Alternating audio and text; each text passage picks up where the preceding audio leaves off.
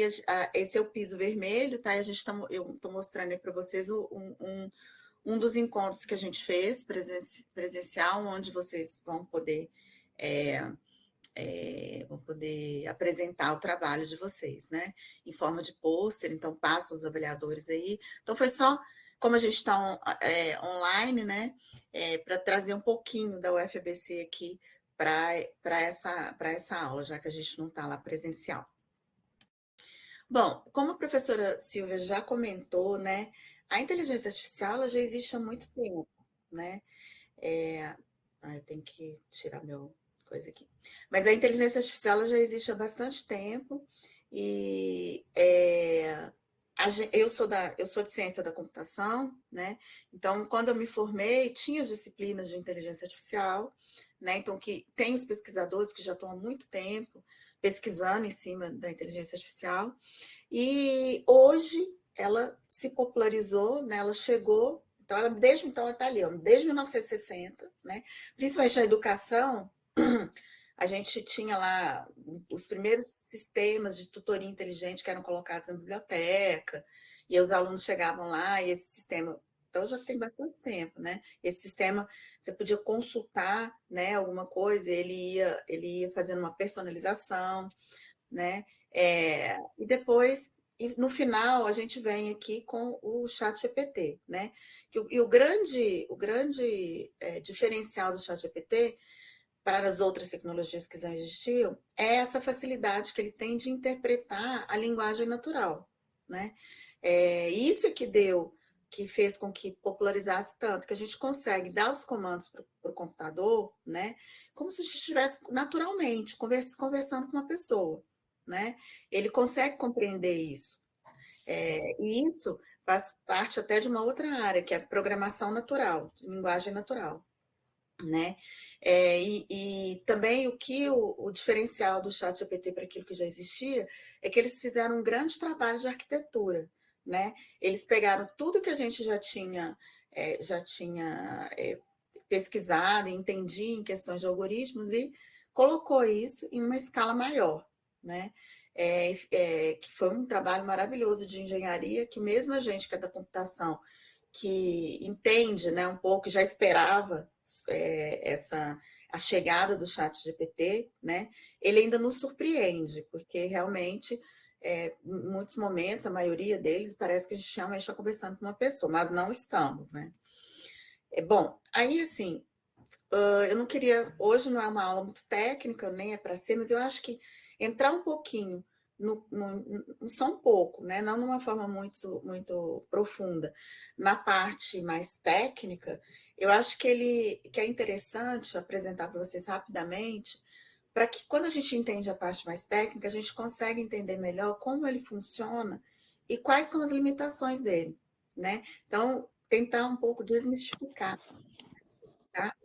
O que é esse chat GPT, e também tem algumas coisas que estão sendo faladas bastante, né? Que eu queria também, eu não sei se todo mundo compreende essa linguagem mais técnica que está vindo junto com o chat GPT, né? Então, eu queria também alinhar com vocês sobre essas questões mais técnicas, né? Então, como eu falei para vocês, olha, ele é um modelo que vem desde 1950, né? Os pesquisadores na computação já estão produzindo, né? Essa inteligência. Só que antigamente a gente não tinha poder de processamento, não tinha poder de armazenamento, né? Para fazer essa transformação toda que está acontecendo aí. Mas aí, agora, mais recentemente, eles criaram um modelo mais interessante, tá? Já existiam outros, que é esse modelo que vocês devem estar escutando falar muito sobre LLM, né? Que é modelo de linguagem de grande escala. Então, esse é um nome genérico do ChatGPT. Então, o ChatGPT é é um tipo de LLM, né? Existem outros tipos, né? Eu vou apresentar um deles aqui, inclusive, na aula de hoje, para ficar um pouco diferente. E é um modelo revolucionário mesmo, tá? É um modelo que consegue. O que ele consegue fazer, né? Ele consegue entender muito bem qual que foi o principal avanço dele, a semântica, né? a semântica da palavra. Então, por exemplo, o que seria a semântica? Se eu colocar assim, se eu colocar a palavra manga dentro de uma frase, né? O ChatGPT, ele consegue hoje, de uma forma melhor do que os modelos anteriores, entender se eu estou falando de manga fruta ou se eu estou falando de manga camisa, né? Antigamente, antes desse LLM, desse aprimoramento, existia uma confusão muito grande, né, nessa semântica. Hoje, com o algoritmo apropriado lá, né, ele consegue muito bem entender esse conceito, esse contexto, né? E outra coisa que ele faz muito bem também é entender o posicionamento das palavras, né? Por exemplo, o cachorro mordeu carteira, diferente de o cachorro do carteiro mordeu o cachorro, né? Assim, então, às vezes, o posicionamento da palavra, quando ele vai dar a resposta para a gente, né? Antigamente, eles confundiam muito nesse posicionamento e acabava que a semântica podia estar até correta, mas esse posicionamento não está ok, né? E uma coisa que ele faz muito bem também é que ele é um modelo de atenção, né? É uma habilidade que ele tem de focar naquilo que é mais importante dentro do contexto que você mandou, faz com que ele fique mais rápido, né? Ele permite entender, por exemplo, ele tem uma inteligência, né, em que ele ignora a maioria das palavras e foca naquela palavra que mais importa, né? Então, assim, no que eu estou narrando, dá para perceber que ele não está pensando, né? Basicamente, o que ele faz é estatístico. Ele tenta prever para a gente, ele tenta interpretar o que a gente está falando de forma estatística, né? Ele lê as palavras e pensa assim, bom, eu vou dar uma resposta para essa pessoa, né? Então, qual que seria a primeira palavra? É essa. Qual que seria a próxima? Né? Aí ele faz qual que é a probabilidade, né? Aí ele tem várias palavras lá, e ele fala assim, qual que é a próxima palavra que tem a maior probabilidade de eu acertar, né? E aí ele consegue acertar. E hoje ele consegue acertar 90%, 80%, dependendo do contexto, né? Mas se ele é probabilístico, né?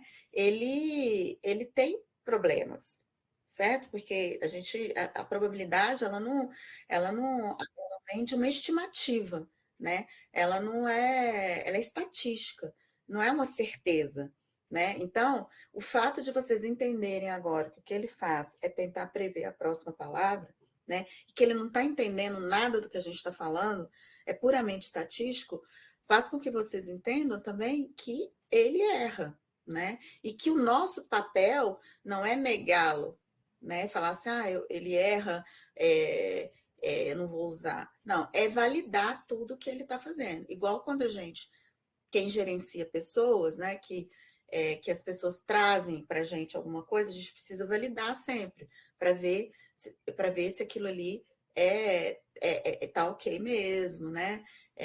Ou você recebe um e-mail com instruções, aí você valida se aquelas instruções estão corretas, né? O que a gente faz no dia a dia para poder validar se as informações que a gente está recebendo de todo mundo é correto, a gente precisa fazer isso com o chat GPT também, tá? Então, é um modelo probabilístico, né? E aí, assim, outra limitação dele é que a consulta dele, pessoal, não é em tempo real, né? Toda a base de dados do ChatGPT, ela é criada a partir do que está disponível na internet, né? Só que nem tudo está disponível, né? Porque, por exemplo, empresas não colocam os dados ali porque são confidenciais, né? Ou porque não se tem a expertise ainda de colocar. Muita gente ainda, por exemplo, a gente mesmo que trabalha com a Antártica, né? A professora Silvia, principalmente, a gente tem uma base, ela gerou uma base de conhecimento, só que essa base não está disponível ainda, né? Na web, para que possa ser utilizada e ser inserida, né, nessa base de dados do ChatGPT, né? Então ela é desatualizada, né? E assim, não é, por exemplo, ele não é... Ele faz o seguinte, ele vai treinando isso não em tempo real, né? Então, as informações que vocês estão buscando ali não são informações que estão acontecendo agora, né? Então, por exemplo, se hoje alguém inventa a cura para o Covid e você pergunta lá, existe cura para o Covid? Essa informação ainda não vai estar ali disponível se alguém não colocar, porque exige um tempo, né, para ele entender, processar e treinar essas informações, tá? Muitas vezes ele vai dar respostas genéricas, quando ele não sabe, assim, quando ele não tem uma base de conhecimento consistente ainda sobre determinado assunto, ele vai te dar uma resposta genérica, simplesmente probabilística. Aí é que está o problema, né? Essa resposta genérica, ela pode, inclusive, ser uma resposta errada, tá? Como eu falei, ele é probabilístico, né? Então, pode ser que ali naquele contexto, o erro dele, né, seja maior do que num outro contexto, em que ele tenha um conhecimento maior sobre essa base, tá? E aí também, que é uma situação preocupante, né, mas que não é nada, mas que a gente pode contornar, que é os erros difíceis de notar, né? Então, se é algo que, por exemplo, se é algo que eu estou aprendendo ainda, que eu não tenho conhecimento profundo, né, ele me engana muito bem, né? Porque eu vou acreditar naquilo que ele está falando. Mas por isso que é importante a gente sempre validar isso de alguma forma, desconfiar um pouco, né? Quando a gente tem uma maturidade para isso, é mais interessante. Mas quando, por exemplo, a gente pensa em alunos que não têm tanta maturidade, pode ser que eles se embolem aí, né? E entreguem e aprendam de forma errada. Então, por isso que a gente precisa conscientizar os nossos alunos, né, sobre essa questão de que ele pode errar e que o erro é difícil de notar, né? Agora, não dá para chegar e falar, você não pode usar, porque eles vão usar de qualquer forma. Bom, além de tudo, né, o ChatGPT, ele tem um viés, né? Por que ele tem um viés? Porque a sociedade é enviesada mesmo, né? Os nossos dados são enviesados. Por exemplo, tem uma pesquisa em que existem os algoritmos que são de IA também para reconhecimento facial, né? A gente, por exemplo, usou uma tese de doutorado, né? Para reconhecer a emoção do aluno na hora que ele está interagindo com conteúdo digital, né? Porque a partir do momento que esse aluno ele está feliz, a probabilidade de que ele está aprendendo é grande, né? Então, as emoções para a aprendizagem, ela importa. Só que assim, esses algoritmos, eles foram treinados, né? Para quê? Para que o que eles fazem? O que é esse treinamento, né? A gente entra com uma série de faces de pessoas, né? E aí o ser humano vai lá e identifica nessas faces. O próprio ser humano faz isso, inclusive o ChatGPT ele tem muitas pessoas trabalhando nessa identificação, nesse treinamento, né? E ele identifica, olha, essa pessoa aqui ela está sorrindo, essa pessoa aqui ela tá triste, né? E aí treina com uma grande quantidade de faces e depois, quando eu entrar com uma outra face que não está ali na base de dados, ele vai, baseado naquele treinamento, ela vai inferir, né, se eu estou sorrindo ou não, mesmo que a minha face não esteja lá. Bom, aí, essa base, o que foi constatado? Que essa base de treinamento facial, né, ela não tinha, por exemplo, pessoas os orientais, né, que tem uma expressão diferente dos ocidentais, que tem uma combinação ali, né, na face diferente. Então, às vezes, o sorriso do oriental é um pouco diferente da gente, assim, do ocidental, né? Então, é um viés isso, né? Deixou-se de lado uma série de questões aí. E aí, partindo para dentro do ChatGPT, a mesma coisa.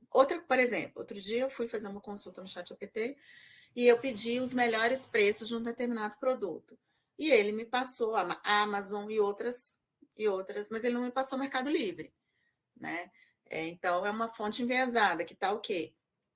Que está privilegiando a Amazon e não o Mercado Livre, né? Então, eu fui sair dali, fui fazendo Mercado Livre, o Mercado Livre tinha realmente o melhor preço, tá? E quando se fala também, pessoal, em alucinação do ChatGPT, é quando ele fabrica informações erradas, tá? Então, quando eu falo que erros difíceis de notar, está associado à alucinação do ChatGPT, né? Mas apesar dessas limitações, né, as informações que ele tem gerado são informações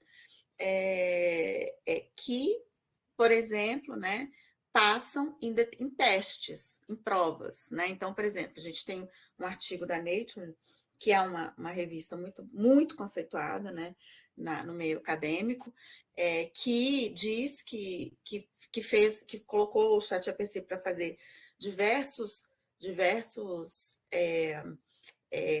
algumas provas, né? Ele conseguiu tirar uma nota maior do que, por exemplo, uma pessoa, né? Que tipo de prova era essa? Eram provas com respostas automáticas, né? Assim, de questões de múltipla escolha, na verdade, né? Resposta automática. Questões de múltipla escolha. Que para uma máquina é muito mais fácil, né? Responder até do que questões abertas ou reflexivas, assim, sabe? Bom, mas isso aconteceu, né? Aí a gente pode pensar assim, poxa vida, será que ela está sabendo mais que a gente? Não, né? Aquele tipo de questão ali que está sendo colocada é mais fácil de uma máquina responder. Né? E se a gente estudar um pouco mais, talvez a gente consiga responder também igual a essa máquina, né? Então eu posso, então, a partir de agora, os alunos vão poder usar a inteligência artificial, vão se acomodar, vão acabar não aprendendo nada. Também eu acho que não, né? Porque de uma forma ou de outra, em algum momento esses alunos vão ser avaliados, né? Mesmo que eles fiquem ali entregando trabalhos, a partir da inteligência artificial, se eles não estiverem aprendendo durante esse processo, né, em que ele consulta a inteligência artificial, em um determinado momento ele for colocado à prova, né, seja dentro de um trabalho, ou seja uma prova acadêmica mesmo, ele não vai demonstrar aprendizagem ali, né? Então, isso não me preocupa. Eu só mostrei esse dado para dizer que, apesar das limitações, em muitas áreas, as informações têm sido bem corretas, né? Especialmente nesse tipo de prova. Bom, e aí também, como apoio, né, existem sistemas detectores de plágio aí para o ChatGPT, tá? Por isso que é sempre importante a gente dizer que a gente utilizou, né? Porque o ChatGPT ele pode ali ser honesto, né, com relação. É a mesma coisa quando a gente utiliza, coloca um texto de alguém, né? Dizer que aquele texto você se inspirou, baseou no determinado autor, do que você simplesmente copiar e colar o texto e não dizer de quem que é, né, esse texto. Isso é plágio, né? A mesma coisa do ChatGPT. Então, é honesto dizer, olha, eu usei o ChatGPT como apoio, né? Agora, se você pegar e usar exatamente, copiar e colar o que o ChatGPT tem, na hora, isso vai passar no sistema de plágio, ele vai dizer, ó, 100% disso aqui é do ChatGPT, ou seja, você não modificou nada ali, né? Então, existem essas ferramentas que podem apoiar o docente, né, também na sala de aula. Bom, e aí, voltando agora para quem ainda não utilizou o ChatGPT, que eu acho que é uma minoria, mas eu vou comentar aqui, eu estou dando alguns exemplos aqui, tá? Para quem ainda não utilizou. Eu quero, por exemplo, gerar um meu currículo, né? Então, essa aqui, eu só coloco os tópicos ali, olha, meu nome, minha formação, engenheiro, onde eu formei, 50 anos, e peço para ele gerar um texto a partir disso. E ele pega e gera para mim, olha, Fábio é um engenheiro com 50 anos, formado na FEI, né? Então, o que ele está fazendo? Ele está facilitando o meu trabalho, né? Antes, ao invés de eu ter que gerar um textão, assim, eu só coloco os tópicos ali, né? Ajuda bastante. Por outro lado, é uma questão que eu não sei responder, né? Porque estão estudando ainda. Será que esse tipo de coisa, para gente que já consegue escrever, já se formou e consegue escrever, nem todos conseguir escrever não significa escrever bem, né? A gente já passou por esse processo da escrita, né? Agora, para quem está começando, para quem ainda não está com esse processo, e colocar tópicos e o chat já gera um comodismo na pessoa, e eu não sei qual que vai ser para um aluno, por exemplo, que vai sempre lançar a mão desse tipo de coisa, né? E eu acho que precisam de estudos na neurociência para isso, né? O que ele está deixando de estimular ali no cérebro, né? Quando ele se acomoda em colocar tópicos e o chat GPT gera para ele. Mas isso é uma outra discussão, tá? Que não está aqui nessa aula, que eu também não tenho, mas que fica no ar é essa questão. O que eu estou querendo mostrar aqui é só uma aplicação, né, do chat. Da mesma forma, eu posso enviar para o chat GPT um currículo e a partir desse currículo eu posso fazer questões para o chat GPT para poder selecionar pessoas, né? Então, essa pessoa conhece de auditoria, já trabalhou numa determinada empresa, conhece algum idioma, né? Eu posso fazer questões em cima disso, né? Assim como eu posso enviar um artigo científico e perguntar para o chat GPT algumas coisas em cima daquele artigo científico, que ajuda muito, né? Nesse processo de entendimento, né, da informação. Mas aí vocês precisam fazer as perguntas corretas e validar depois, não confiar em tudo, né? Ele pode também brincar de adivinhação, né? Então, tipo assim, você sabe brincar de adivinhação? Ele fala, sim, eu sei brincar de adivinhação. Qual a pergunta que você quer que eu adivinhe? Né? E ali você vai poder fazer algumas... Pode até utilizar isso em sala de aula, né? Como uma forma lúdica de aprendizagem, tá? Também, eu posso chegar para ele e falar assim, olha, eu gostaria que você me gerasse um código de uma página, né, na internet, que a gente chama de página HTML, né? Contendo um campo de entrada, uma mensagem, um botão e um botão. Aí ele pega e gera esse código, que é isso aqui, né? Que é um código de programação, que se a pessoa entende um pouquinho disso, ela pode passar isso para a página web dela, né? Então, é uma outra forma de solicitar a saída para ele, que é uma saída mais técnica. Ou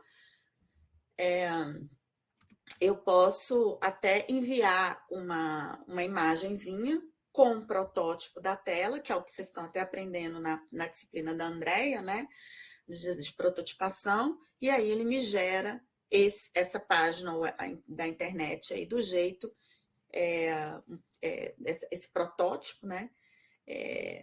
Que eu pedi que fosse um protótipo para a web, quer dizer, não foi eu que pedi, mas a pessoa pediu, né? Eu tirei o exemplo de um livro que está no final. E aí ele gera essa imagem de uma página web aí a partir desse protótipo, né? Então, diversas aplicações. Pessoal, Ju, tudo bem até aí? Tá, pode falar. posso fazer uma pergunta aqui? Pode. Interromper um pouquinho? Acho que você citou um pouquinho antes, mas talvez o pessoal queira um pouquinho mais de profundidade. Tá. O Antônio perguntou o seguinte: professora, hoje com a comodidade e a eficiência cada vez mais da inteligência artificial, não correríamos o risco de não haver mais trabalhos escritos e só gerados por inteligência artificial? Não, eu acho que não, porque a informação, a gente vai continuar criando coisas, entendeu? Sabe, assim, tem coisas que a gente vai criar, que vão aparecer, que o chat ainda não... Por exemplo, se eu como pesquisadora, invento alguma coisa hoje, né? Eu posso pegar o chat GPT para me apoiar na escrita, mas tem coisas ali que eu vou ter que inserir, né? Eu acho que vai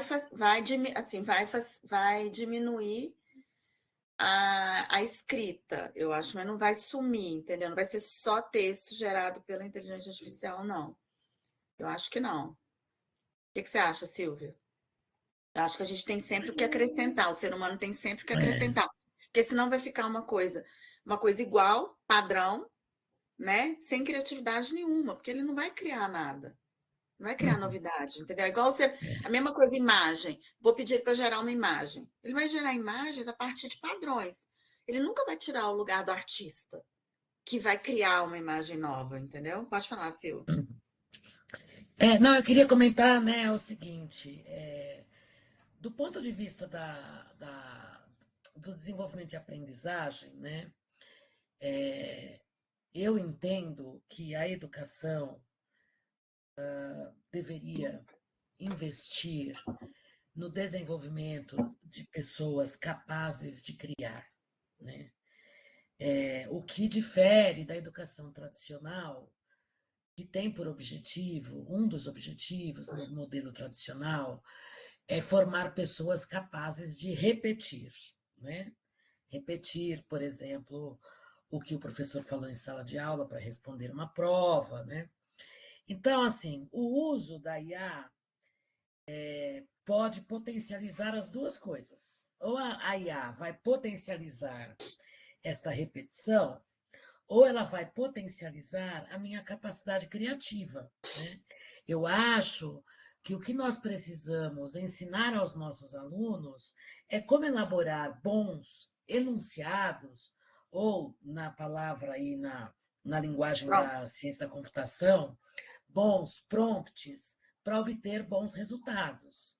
Então, E é isso assim, que a gente vai falar agora. quando a gente recebe um trabalho feito por um aluno que foi gerado pela IA a partir de um prompt ruim, a gente identifica que o prompt foi ruim, né? E aí a gente identifica que o aluno atuou apenas repetindo. É por isso que no nosso curso a gente tem apostado muito em metodologias humanísticas, né?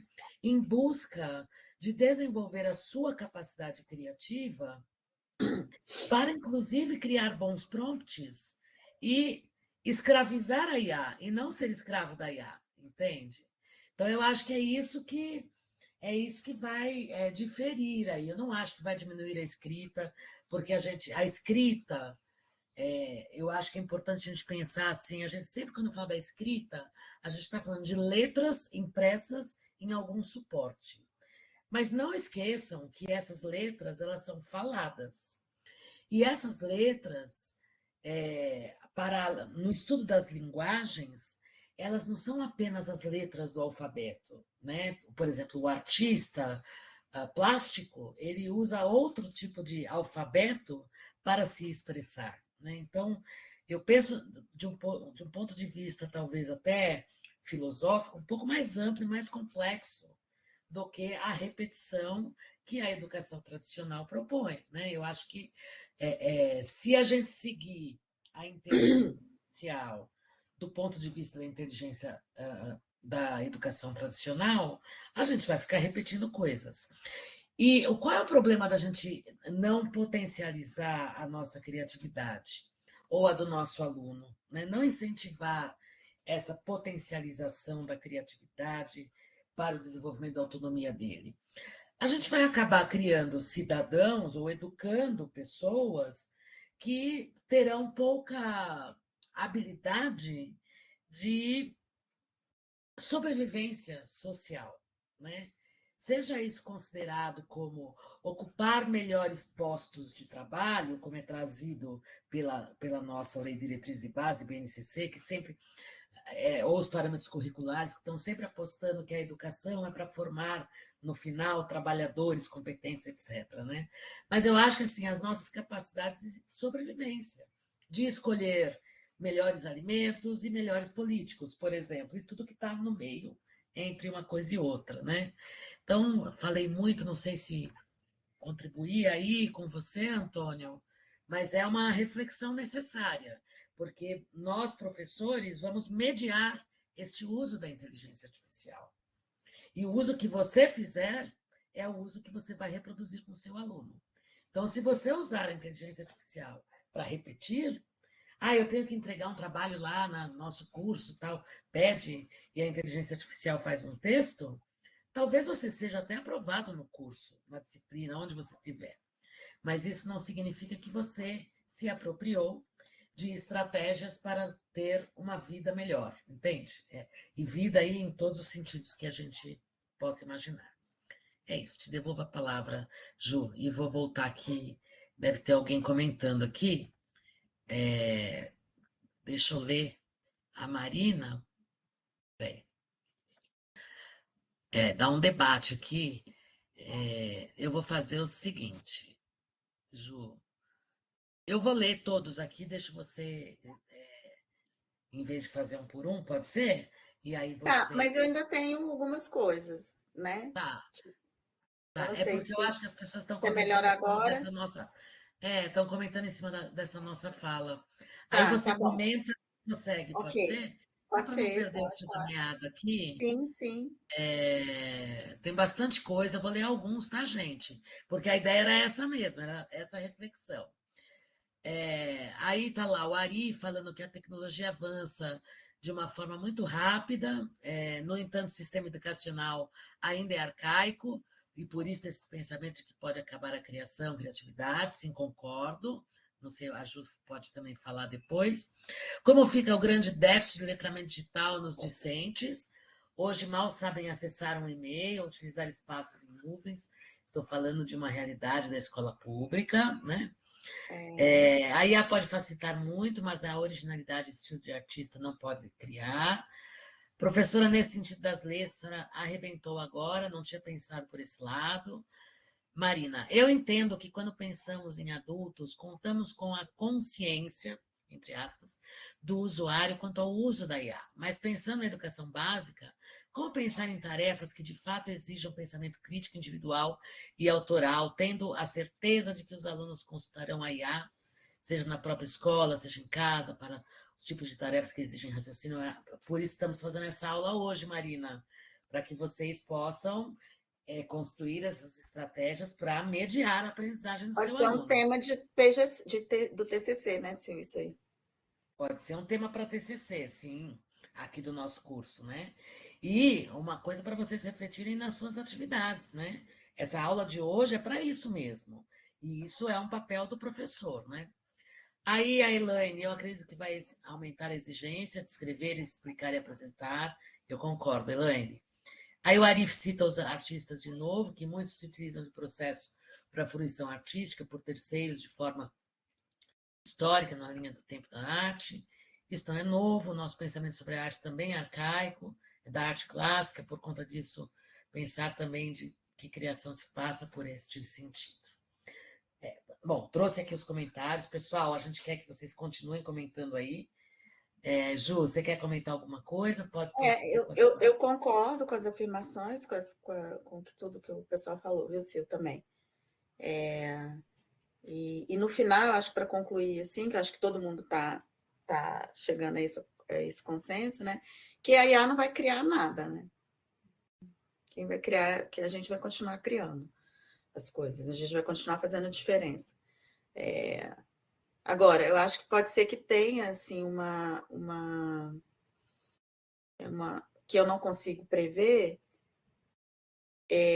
como que eu acho que esse uso vai ser constante, não tem como a gente limitar isso, né? Como que vai o impacto disso na escrita mesmo, sabe? Assim, no hábito das pessoas escreverem mesmo, sabe? Eu acho que talvez tenha uma transformação disso, né? Eu sei que sempre foi falado, isso não é minha área, mas que a escrita, escrever, né? Inclusive escrever à mão, né?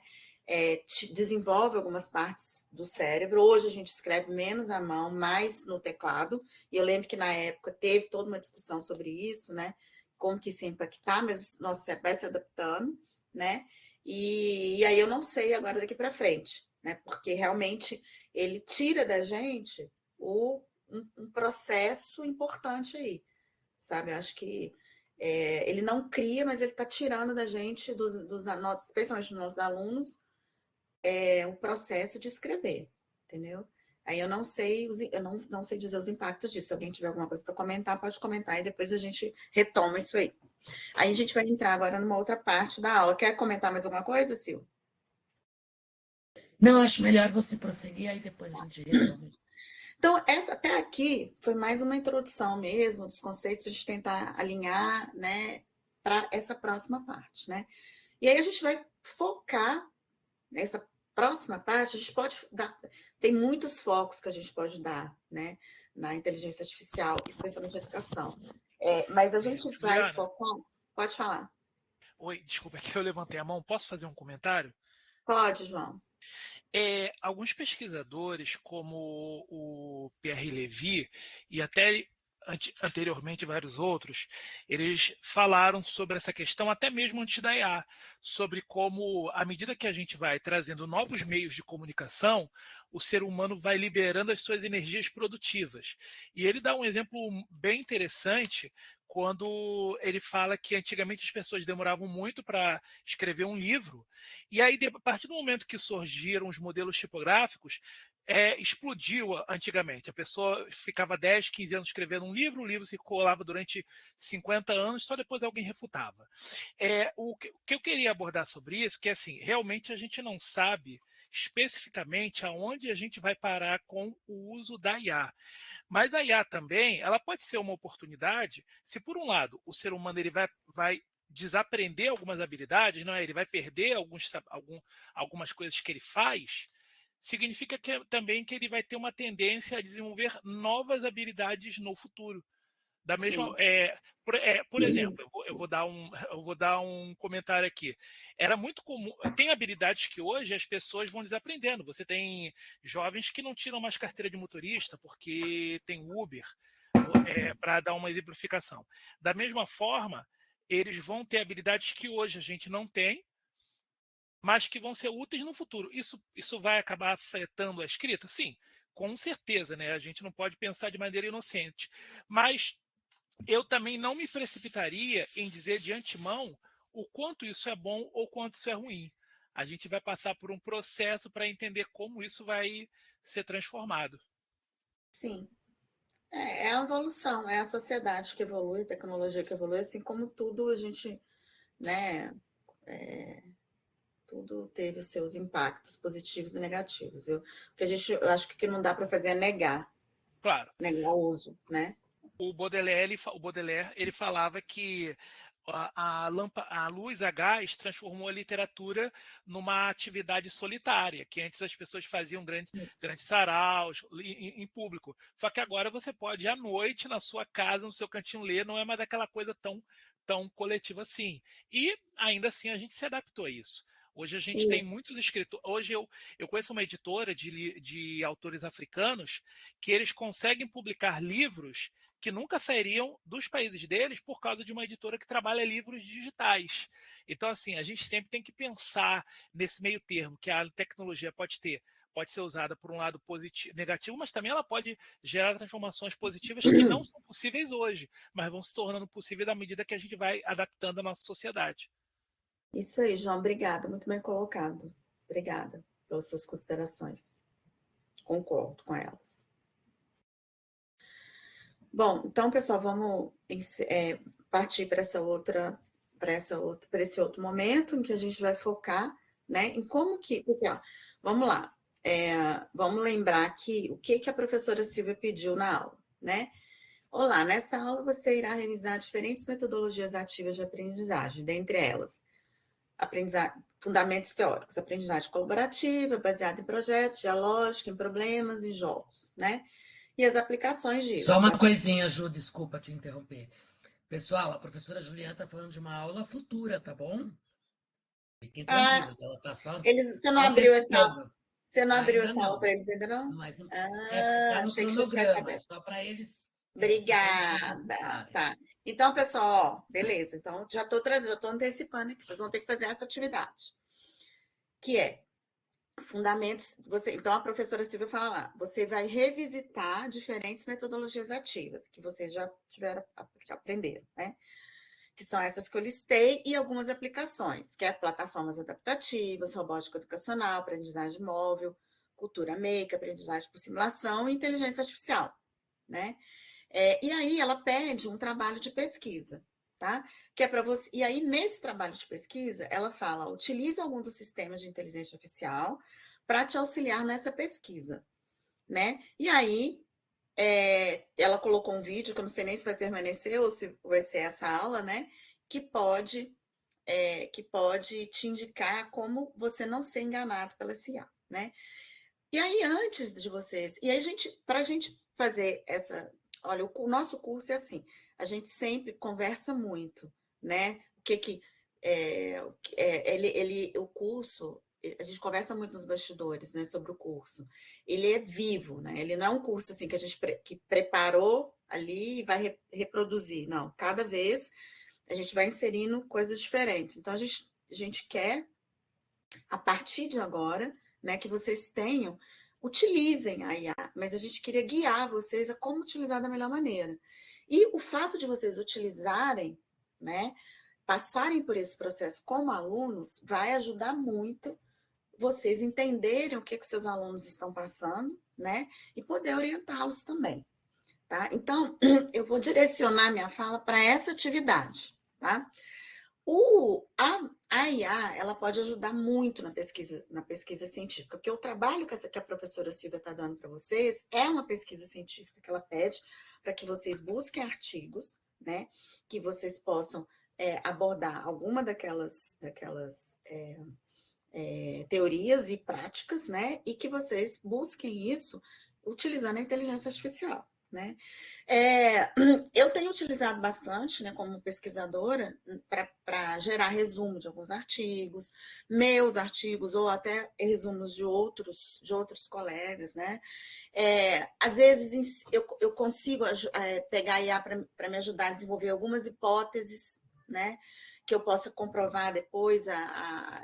Eu mando um artigo e penso assim, e peço para que ele gere uma hipótese a partir daquilo, e eu penso, reflito, né, sobre aquela hipótese, apoiar na própria escrita mesmo do artigo científico, criticar e comparar textos fornecidos. Então, às vezes eu coloco 3 artigos e aí peço, né, para que ele compare um artigo com o outro, tá? E sempre validando, tá, pessoal? Eu tenho experiência de que o ChatGPT, ele já colocou para mim citações de pessoas, de que não eram daquelas pessoas, tá? Ele já inventou coisas de autores. Então, assim, você solicitar alguma coisa, alguma informação para o chat sem validar, você está correndo o risco de passar vergonha, tá? Essa isso, experiência própria mesmo. Se eu publicasse um artigo que o parágrafo de comparação dos artigos que eu pedi para o ChatGPT, eu ia passar muita vergonha. Eu ia ser banida do meio científico, né? Como aconteceu, né? Não sei se vocês sabem, mas assim, tiveram várias revistas que tiraram, né, a publicação, porque o autor se baseou somente no ChatGPT e o ChatGPT produziu informações errôneas, tá? Bom, então, continuando, olha, a professora Silvia pediu isso, né? E aí, o primeiro passo, né, vocês pensarem em qual é o escopo que vocês gostariam, né, de trabalhar dentro dessas abordagens aqui, né? Então, por exemplo, meu caso, eu tenho interesse em jogos educacionais acessíveis. E até fazendo um link para a disciplina da professora Andréia, né? Que é o do design universal, jogos e acessibilidade. Então, isso foi eu que defini, né? Posso até perguntar para o ChatGPT para me ajudar, né, a definir. Eu gostaria, faço uma pergunta, mas no meu caso, eu defini o meu interesse. E aí, eu não pedi ajuda para o chat, né? Aí depois, o que eu faço? Eu vou buscar em boas referências alguns artigos, né? Eu posso pedir para o ChatGPT buscar para mim. Então, vocês poderiam entrar no ChatGPT e falar assim: olha, eu quero que você me indique alguns artigos, os principais artigos sobre jogos educacionais, tá? Mas a minha experiência, eu prefiro utilizar o Google Acadêmico para fazer essa busca. Eu acho que o Google Acadêmico me retorna artigos mais interessantes, de qualidade melhor do que o ChatGPT, porque o Google Acadêmico ele é específico para aquilo, né, para essa busca. Então, eu já percebi que o chat não busca nos locais, né, ele não tem uma indexação muito grande. né? E um outro... Então, assim, o que eu estou querendo dizer com isso? Que buscar artigo é outro ponto, é buscar artigo em fontes seguras, tá? E que vão me trazer uma diversidade de artigos, uma diversidade de informação. Vocês têm aí no FABC o acesso ao portal CAPES, tá? Não é o objetivo daqui da aula de mostrar esse acesso, como é que você faz esse acesso, mas vocês podem entrar no tutorial da biblioteca que tem, tá? Tutorial sobre acesso ao portal CAPES do FABC. O que é esse portal CAPES? A FABC paga, tá? Para a gente acessar artigos em bases de qualidade, tá, pessoal? Então, assim, uma coisa que eu acho que a gente faz muito na pesquisa e que isso deveria ser feito desde o início, vocês tomem ideia, se levem para os seus alunos de fundamental, de como buscar em boas fontes, né? E a gente tende a buscar só ali no Google, mas existem bases de dados, às vezes até gratuitas, que vocês podem buscar informações de qualidade muito elevada. Por quê? Porque essas bases que a FABC paga, por exemplo, o Portal CAPES, mas existem gratuitas também, quem vai publicar um artigo ali, ele só é aceito se 4 pessoas aceitarem aquele artigo, né? 3 pessoas, que é o que a gente chama, 3, 4, que a gente chama de pares, né? Que é revisão por pares, né? Então, quando eu submeto um artigo para ser publicado nessa revista, né, em determinada revista, os meus colegas da área que entendem também profundamente sobre o assunto, eles revisam meu artigo e sugerem melhorias, né, e só vai ser aceito se todo mundo concordar com esse aceite e se eu fizer as melhorias.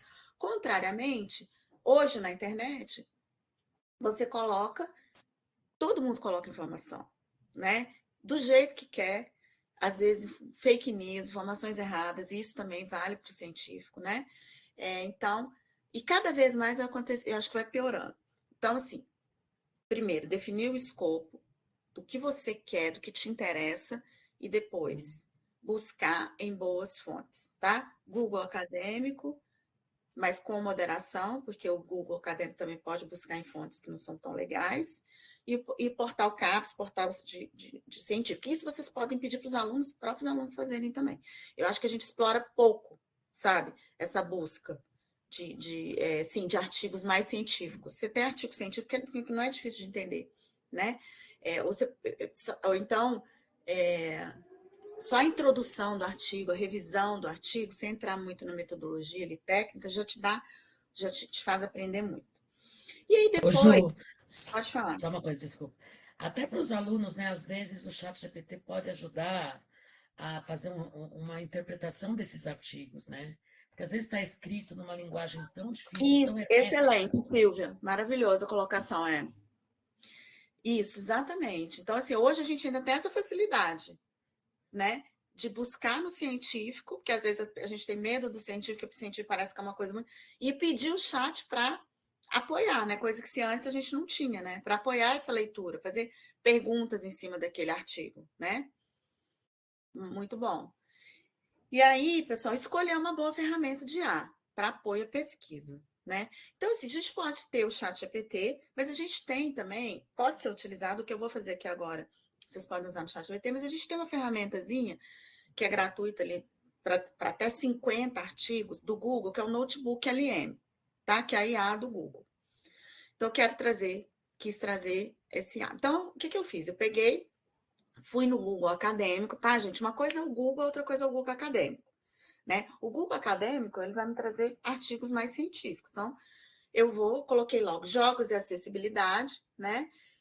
Aí ele retorna, e aí eu coloquei desde 2005, olha, eu posso filtrar aqui, eu falei assim, eu quero artigos mais atuais, tá? Isso eu fiz agora, para preparar essa aula para vocês, o que foi muito bom, porque eu descobri alguns artigos que eu não conhecia, né? Então, passamos por essas 2 etapas, jogos, definir o escopo e buscar boas fontes, né? Aí, o que eu fiz? Eu peguei esses 3 primeiros artigos aqui, que olha só, o Google, ele vai em vários repositórios, né? Então, aqui, repositórios do UFC, que é uma boa fonte, uma revista ibero-americana, que é uma boa fonte, né? E da Federal de Santa Catarina também, que é uma ótima fonte. eu gostei dessas fontes, são aquilo que eu falei para vocês.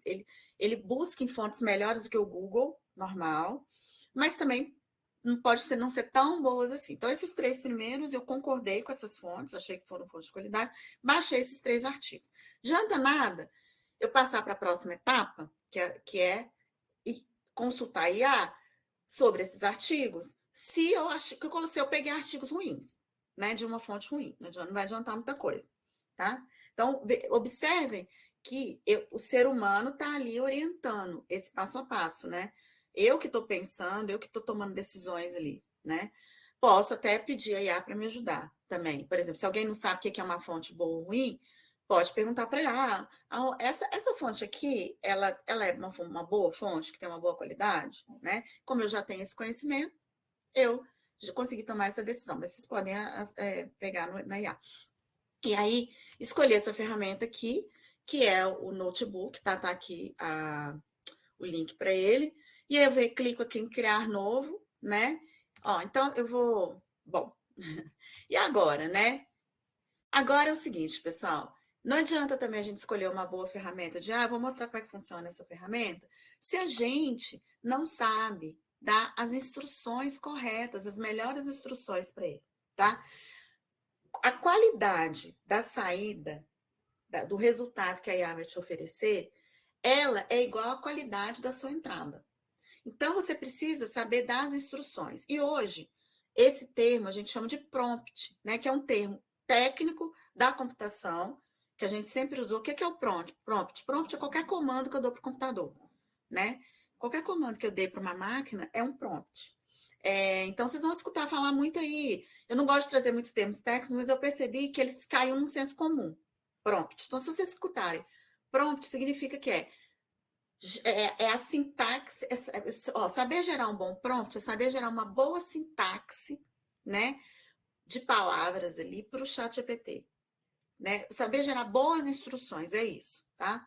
E aí, antes da gente entrar nessa ferramenta, vamos pensar nesses prompts, né? Então, assim, nós vamos ter que gerar. Então, aqui, professora Silvia, na Antártica, feliz, vai ter que gerar boas instruções de tarefa para o ChatGPT, tá? Então, assim, ChatGPT, eu quero que você faça isso. O que é a tarefa? É o que você quer que ele faça.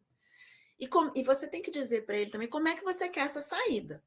Então, a gente, muitas vezes, chega para ele, né, e só fala assim, eu quero isso. Mas não fala como que você quer estruturar aquela saída, que elementos que vocês querem, né? E aí, o ChatGPT, ele vai processar aquelas instruções, né, esse conjunto de instruções aqui, de tarefas e de saída, e vai emitir o resultado para a gente. Cada pessoa, né, gera um prompt diferente, né? Tem pessoas que são mais treinadas, que à medida que você vai usando, você vai melhorando nisso, né? Mas aí também existe meio que uma regrinha, assim, sabe? Principalmente na pesquisa, para que você faça bons prompts, que talvez, se você fosse hoje fazer a atividade da professora Silvia sem assistir a essa aula, vocês fariam diferente, né? Então, como é que a gente pode gerar um bom prompt? Então, a gente pode, olha, seguir essa regrinha aqui, tá? Então, primeiro, eu vou dizer para o ChatGPT o personagem que ele tem que a gente chama também de persona, né? Que ele tem que se apropriar. Então, eu posso falar assim, olha, ChatGPT, eu gostaria que você, como um cientista da informática na educação, porque a gente está fazendo uma tarefa científica. Então, eu já falo para ele, olha, eu quero que você, como se fosse um cientista, quando eu dou essa informação, ele já vai perceber que a linguagem vai ter que ser mais científica, que a busca vai ter que ser mais científica, não vai ser em qualquer lugar, né? Depois, eu vou dizer para ele o contexto da minha tarefa. Então, quanto mais informações você der para o chat, melhor vai ser a saída dele. Então, eu vou falar, olha, eu quero fazer uma tarefa, como um professor, como um cientista da informática na educação, eu gostaria que você... eu preciso fazer uma tarefa, né, no meu curso de especialização, que solicitou esse enunciado. Aí você pode até colocar o enunciado da professora Silvia, né? A partir disso, eu gostaria que você fizesse um resumo desse artigo científico que eu acabei de te enviar, né? Contendo nesse resumo. E aí você vai dizer o que você quer de estrutura nesse resumo, né? Então, eu quero uma introdução, que nesse resumo ele contenha uma introdução, um objetivo, claramente, a metodologia que esse artigo usou, né? E a conclusão. E eu quero que você me diga qual dessas abordagens do meu contexto, né, que esse artigo trata. E eu gostaria, e aí você vai dizer como é que você quer a saída, né? Eu gostaria que esse artigo ele fosse que você me desse o resumo de forma textual, né? De textual, um estilo científico, você pode reforçar qual estilo, um estilo científico de linguagem, né? Numa forma textual, você poderia dizer que você queria você não queria um resumo, que você queria a saída, ou que você quer a saída com um resumo e com um mapa mental, por exemplo, o tipo de saída, ou com gráfico, né? Então, a gente esquece de dizer para o ChatGPT qual que é a saída. E aí, se você tem alguma restrição nessa saída, então, por exemplo, eu quero um resumo de até 200 palavras, né? Então, aí, eu já estou conduzindo o chat para me dar algo com qualidade, né? Essa regrinha, persona, contexto, tarefa, estrutura, estilo, formato e restrição, não precisa ser só para coisa científica. Você pode usar essa regrinha para tudo, tá? Aí aqui eu coloco uma tabelinha, né, com os exemplos que eu acabei de dar, que depois vocês podem consultar, né? Então, ó, como cientista, faço um resumo, quero entender a partir desse resumo como aprender. Aqui eu coloquei outro contexto, como aprendizado baseado em jogos podem ser úteis para a aprendizagem dos alunos, etc. Faço as perguntas aqui, tá? E aqui, pessoal, tem algumas que eu tirei de um livro que eu coloquei a fonte lá, alguns exemplos de personas, né? O pessoal utiliza persona também, personagem, né? Então, um pesquisador sênior, uma pesquisadora em saúde ambiental, um analista de dados, um gerente de projetos, um comunicador científico, né? E aqui exemplos de formato de saída. Uma lista, um PDF, uma tabela, um gráfico, uma apresentação de slide, uma planilha, um HTML, um fluxograma, um infográfico, né?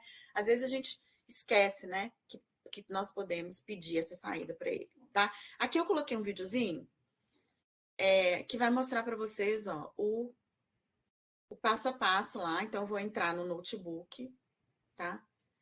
Olha que legal. Aí vou criar um novo, gratuito, tá, pessoal?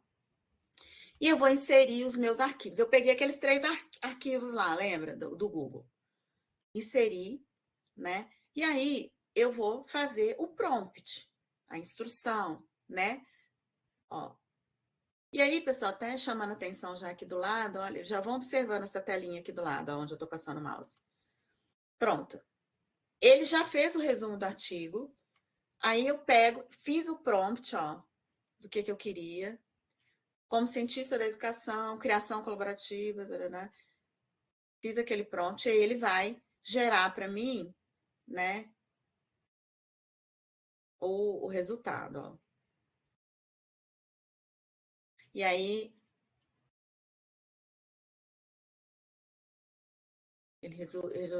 a partir desse resultado, eu posso, porque como eu coloquei esses 3 arquivos, o que ele vai focar? Ele vai focar, né, nesses 3 arquivos. Ele não vai pegar, por exemplo, informações fora, né? Ele está focando ali. Então, o Google, esse chat GPT do Google, ele é interessante para isso, entendeu? Para pesquisa científica. Ele é mais focado nisso, porque você manda a base e você vai fazendo pergunta, tá? Bom, aí eu queria que vocês observassem aqui do lado que o que vocês colocarem, essa saída do chat GPT, ele pode fazer, por exemplo, um resumo em áudio, tá? Ele pode fazer um resumo em vídeo disso, demora um pouquinho, mas ele faz. Ele pode fazer um mapa mental, tá? Ele pode, pessoal, por exemplo, gerar um testes de perguntas e respostas ali, de testes de questões fechadas, né? De questões com alternativas, sobre esse conteúdo, né? E a partir dessa pequena base desses 3 artigos, você pode, por exemplo, fazer um comparativo. Então, eu pedi para ele, ó, fazer um comparativo E eu disse para ele, olha, nesse comparativo eu quero o título de artigo, o tipo de abordagem pedagógica, porque é o que a professora Silvia está pedindo também, e as limitações de cada um deles, né?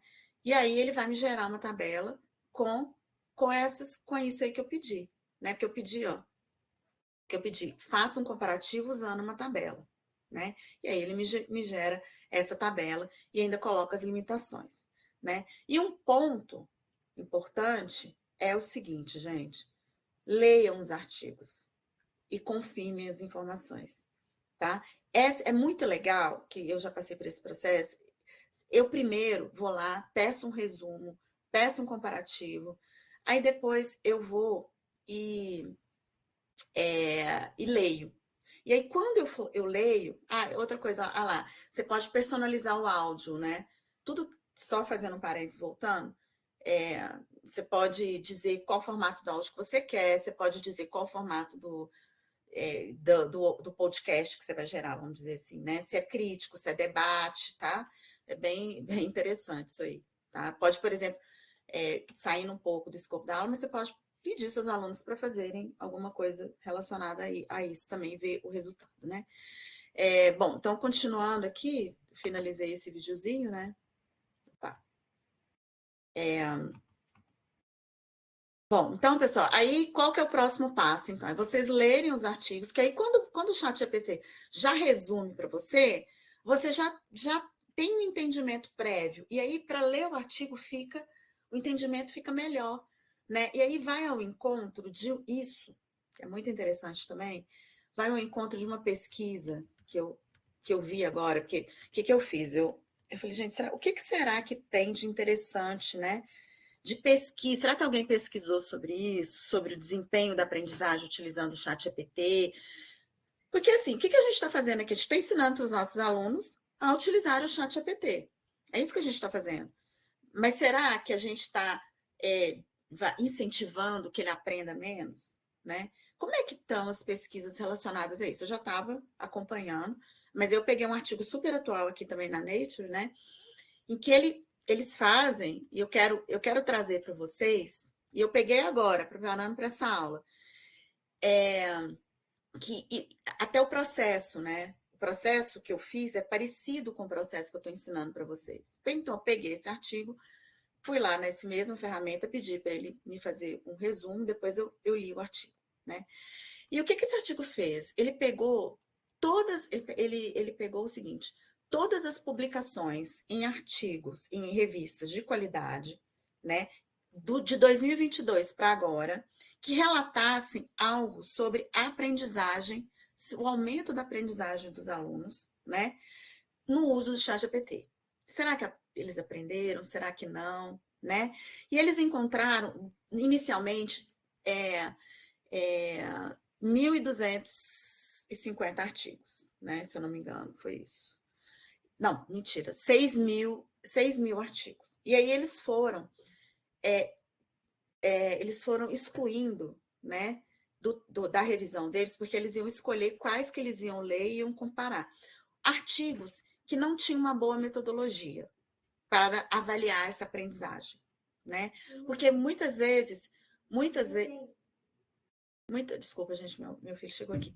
Muitas vezes, os pesquisadores não têm um método interessante, né, para medir a aprendizagem, e realmente medir a aprendizagem é algo bastante polêmico, inclusive nessa área, né? Mas, enfim, por exemplo, eu vou dar um exemplo para vocês entenderem o que eles descartaram, né? Pessoas que chegaram e falaram assim, olha, eu vou dividir em grupos, né? Esse grupo aqui, eles vão utilizar o ChatGPT, assim, assim, assado. E esse grupo aqui vai utilizar o ChatGPT de uma outra forma, né? Então, assim, eles descartaram esse tipo de trabalho, por quê? Porque eles não estavam usando a mesma forma, sabe? Eles tiveram interferências diferentes. A partir do momento que você tem interferência diferente, você não pode comparar. Ele está comparando A com B, entendeu? Eu não posso dizer, essa turma que aprendeu mais, porque você está colocando elementos diferentes, né? Então, eles consideraram vários critérios lá, de qualidade para selecionar esses artigos, né? E por fim, desses 6.000, 51. Então, para você ver assim, que até que não é que esses artigos que eles descartaram não servem para nada, não é isso. Sempre um artigo, mesmo esse artigo que não tem essa comparação correta, ele traz alguma coisa interessante para a gente, né? Mas eles não queriam, eles queriam um rigor maior, né? E pegaram esses 51 artigos, que são artigos, inclusive, que é interessante. E aí, o que eles tiraram, né? Eles tiraram o seguinte, que a maioria, tá?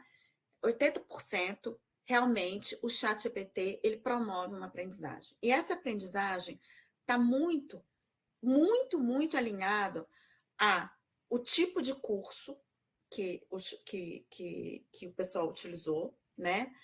Ao modelo de aprendizagem utilizado, a intervenção e a duração, tá? Então, essa aprendizagem está associada a esses elementos. Então, o que é importante aqui para vocês? Então, assim, quando vocês passam, se vocês quiserem, que aí já extrapolando um pouco, porque do assunto que é o trabalho da professora Silvia, já pensando em como você leva o ChatGPT para aprendizagem na sua sala de aula, aproveitando o momento, né? Você precisa ter associado uma abordagem pedagógica, né? Que é o que vocês estão aprendendo na professora Silvia. Não adianta levar o ChatGPT sem um propósito, sabe? O que tem por trás daquela atividade que vocês estão passando ali para o aluno aprender, né? Então, o que eles falaram?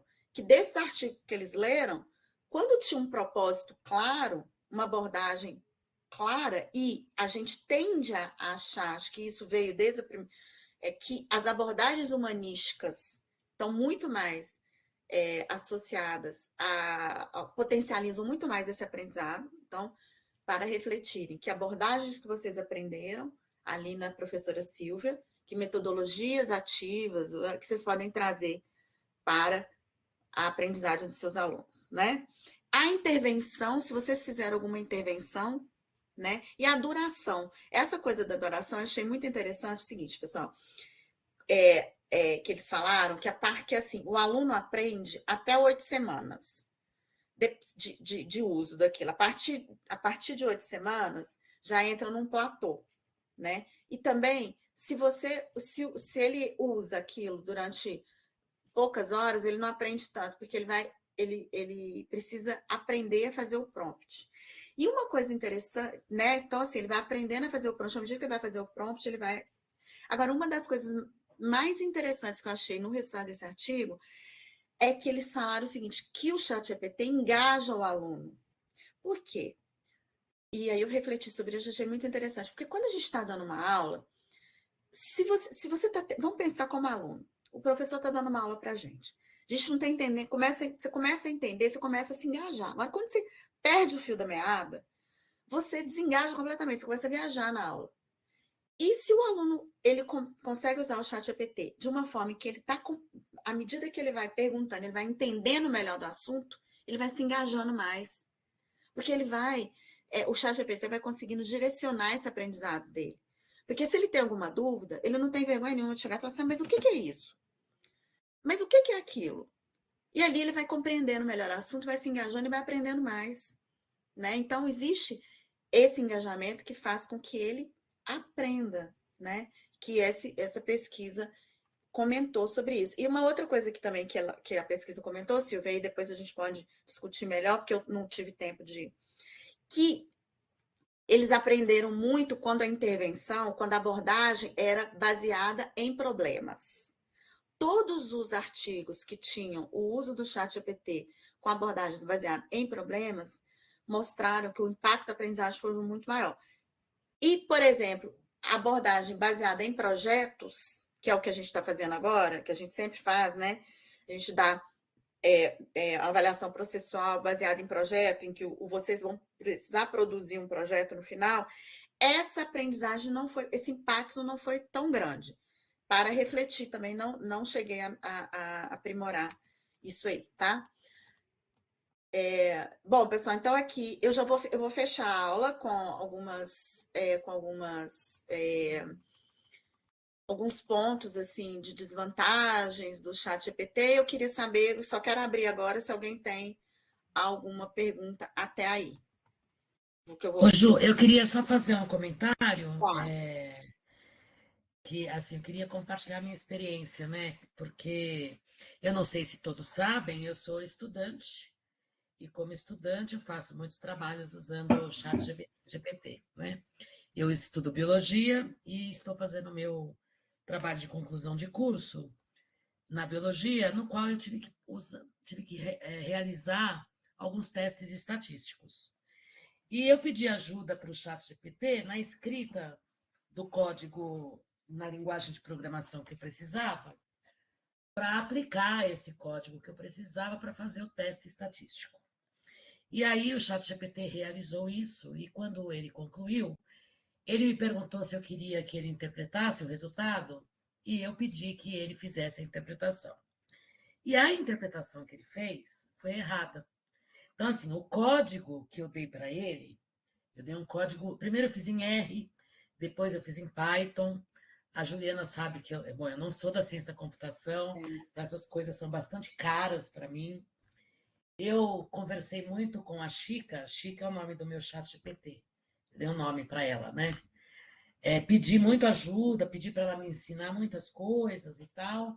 Mas quando ela fez a interpretação, ela me deu uma interpretação, inclusive, oposta do que aquele teste deveria ter dado. Do que não deveria ter dado, do que de fato o teste resultou. Então, como é que eu identifiquei isso? Eu conhecia o conceito, né? Então, o conceito dizia assim: se o resultado for maior do que 0,05, então houve significância estatística. Se for menor, não houve. E o chat GPT me respondeu que houve significância estatística, quando na verdade não houve, né? Então eu acho que assim uma das questões importantes aí de tudo que você falou, que aliás eu agradeço muito, né? Estou aprendendo muito e cada vez mais pretendo usar melhor a inteligência artificial. É que eu acho que alguns conceitos a gente tem que ter como pressuposto para pedir essa ajuda, né? Então, um exemplo, não dá para eu trabalhar, pedir para o chat GPT me fazer uma proposta de atividade colaborativa se eu, previamente, não tiver entendido este conceito de atividade colaborativa. Porque, às vezes, o chat GPT me traz uma proposta de atividade cooperativa, né? Ou, sei lá, muitos professores utilizam abordagens construtivistas em sala de aula. O chat GPT pode te dar uma sugestão de atividade, um texto dizendo que é construtivista, que se você não conhecer o conceito de construtivismo, as bases conceituais e as bases metodológicas, você pode ser enganado, né? Então, eu acho que isso é fundamental para que as pessoas, os professores, fiquem atentos quando fizerem uso pessoal, né, do chat GPT para te ajudar no dia a dia. Agora, uma parte legal da aprendizagem aí, que você trouxe aí do artigo, é um uso do chat GPT como professor, né? Como mediador da aprendizagem. Isso eu acho, é o que eu uso muito, né? Vou estudar um determinado tema, né? Então, era isso que eu queria comentar. Assim, perfeito, achei a colocação. Assim, se reforça, porque não adianta a gente fazer um bom prompt, né? Se a gente não conseguir validar a informação que ele, Isso. né? E para validar essa informação, a gente precisa do conhecimento, né? Uhum, A uhum. gente precisa do conhecimento.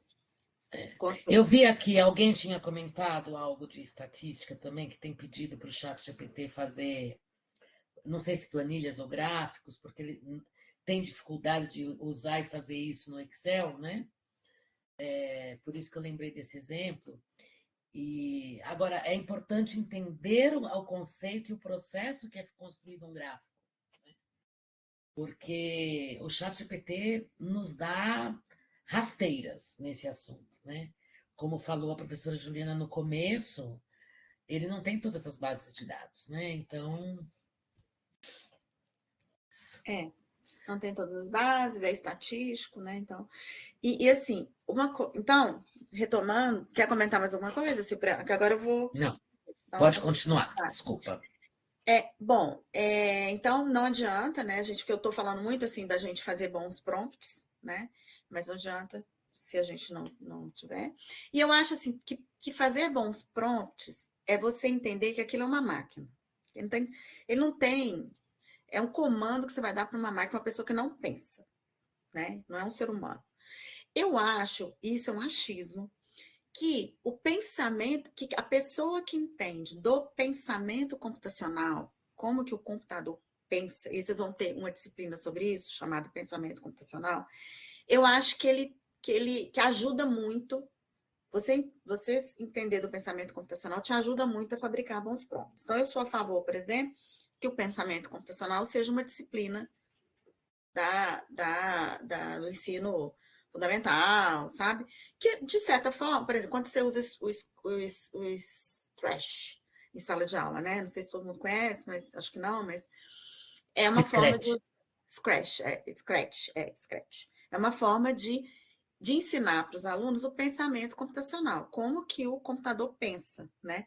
E aí eu acho que ajuda na elaboração desses prompts. Acho que quem sabe programar, que já passou, que é o passo seguinte do pensamento computacional, pode ter uma facilidade, mas isso é um achismo, tá?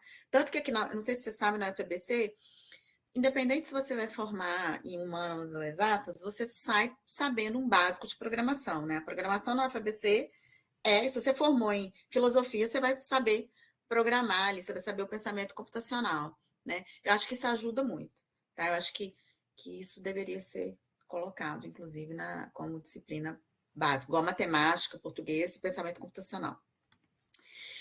Outra coisa que eu queria trazer aqui também, pessoal, é assim, como docente agora, eu acho interessante, se for incentivar a utilização do ChatGPT, produzir um texto, né, sobre o bom uso de um ChatGPT. Eu coloquei aqui um exemplo de um texto que vocês podem depois adaptar, né, para dizer para o seu aluno, né, que é uma ferramenta baseada em IA, que ajuda, que tudo isso que a gente falou aqui em texto, tá? Então, por exemplo, como que você, por exemplo, aqui ele coloca, ao submeter o seu relatório final, você deverá fornecer dois ficheiros, né? Porque eu peguei de um livro isso aqui. Uma pista de auditoria, de consultas e um relatório de reflexão. Então, quer dizer, uma pista de auditoria, o que ele está querendo dizer assim, a professora está pedindo que você anexe à atividade, né, uma comprovação de que você validou, de que você auditou, né?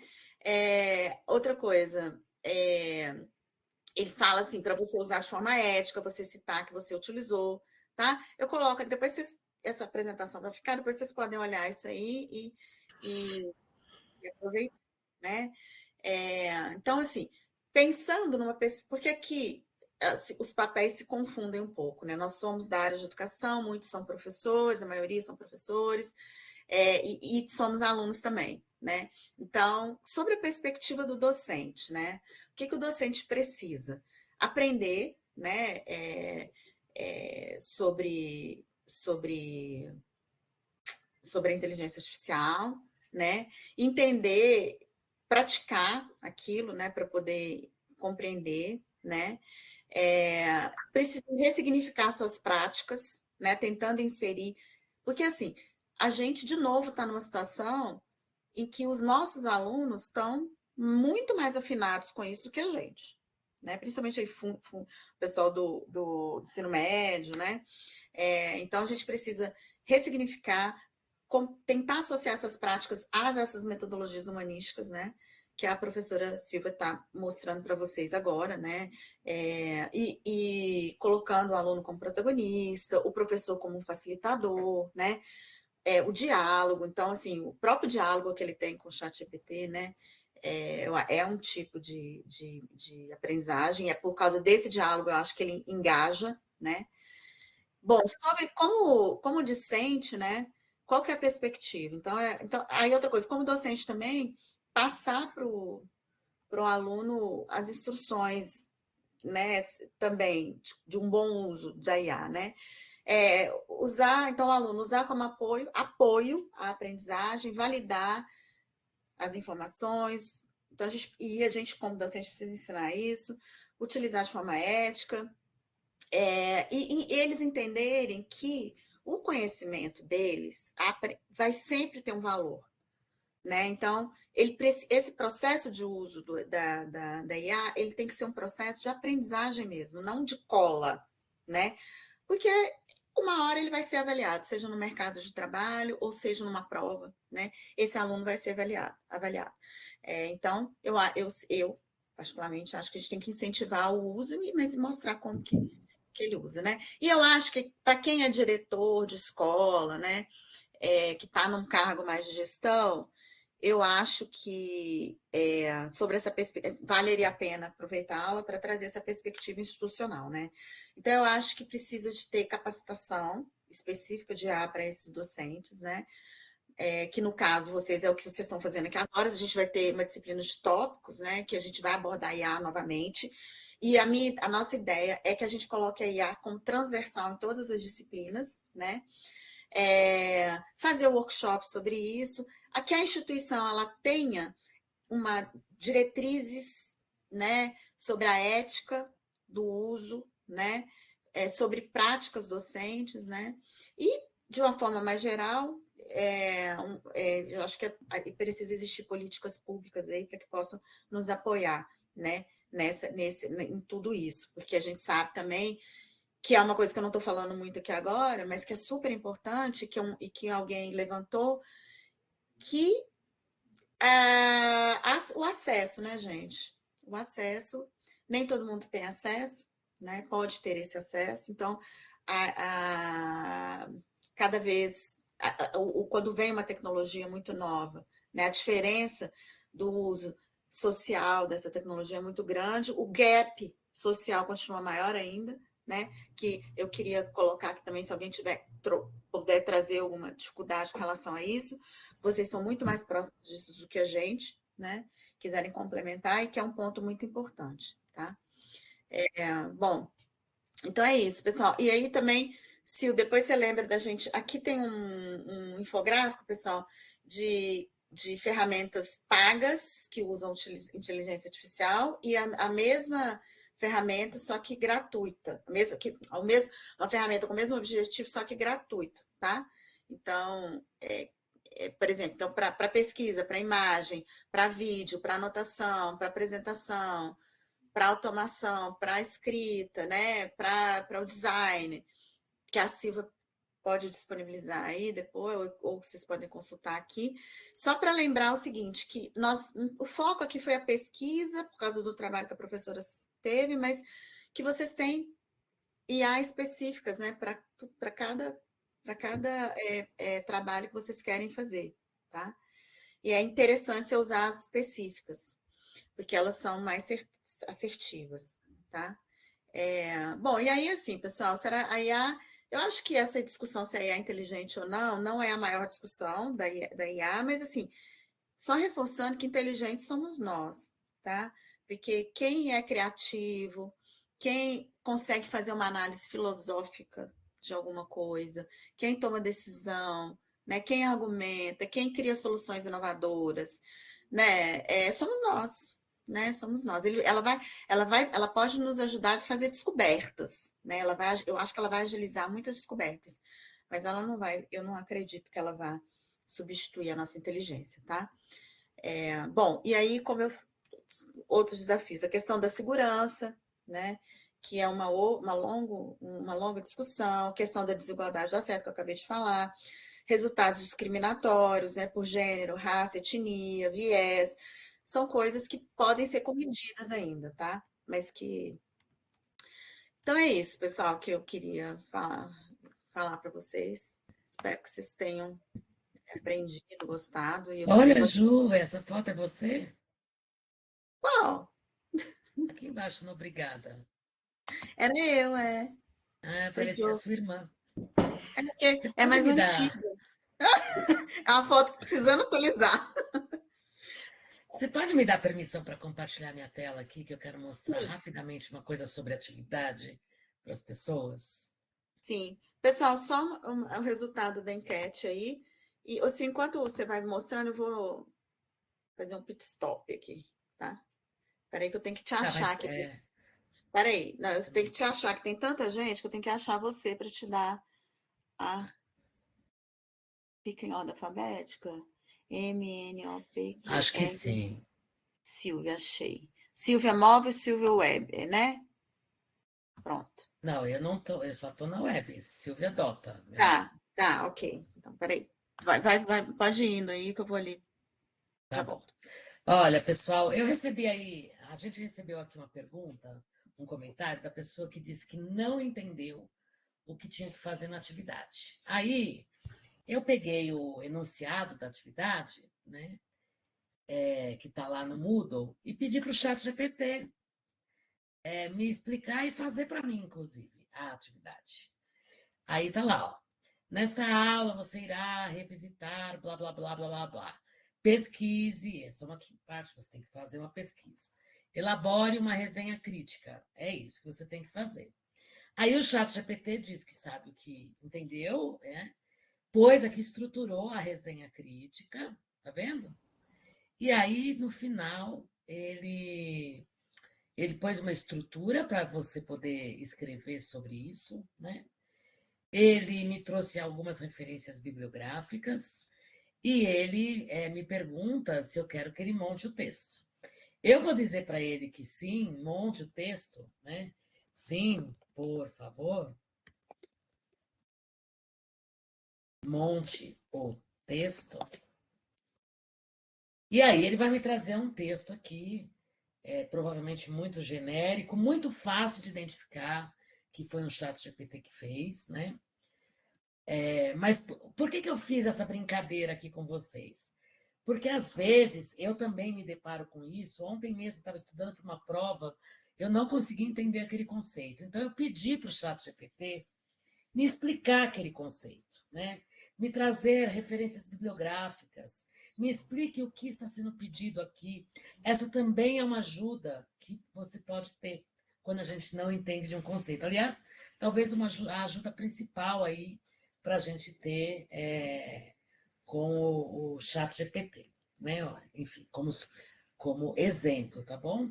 E olha, ele me trouxe aqui um um exemplo em doc, eu não vou abrir, eu vou guardar aqui como cola, não pode fazer isso, tá bom?